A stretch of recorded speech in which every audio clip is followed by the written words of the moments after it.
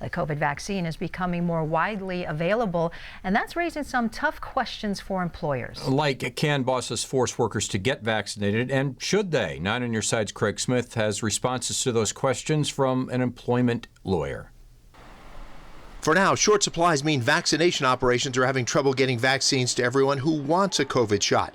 But as companies look towards getting back to normal operations, bosses have to consider whether COVID is so dangerous they should require vaccinations whether workers like it or not. It's a threat.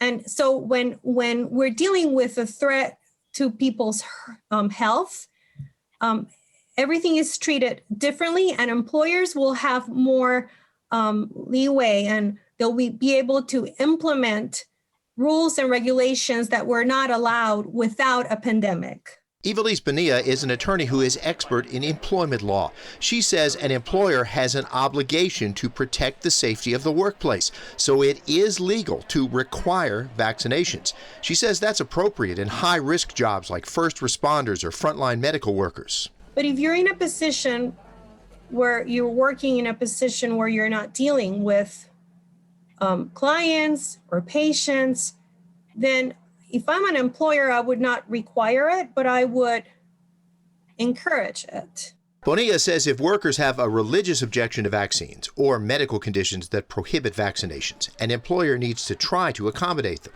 Allowing the employee to stay working from home instead of being at work. So that is why it's so important. Where does that employee work? And whether it's not an undue burden for the employer to accommodate that. And she says even if the law says a boss can require vaccinations, human nature says in most cases it's best to just recommend them. Craig Smith, KGUN 9 on Your Side.